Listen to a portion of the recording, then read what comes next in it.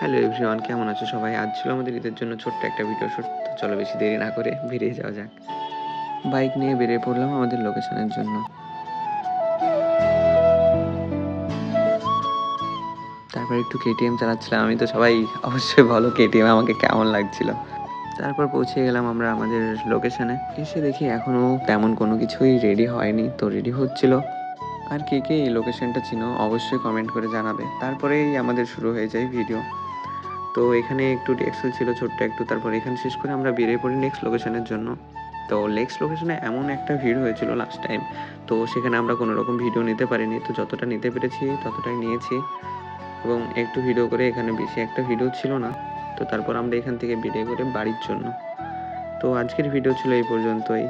দেখা হচ্ছে নেক্সট ভিডিওতে। ভালো থাকবেন সবাই।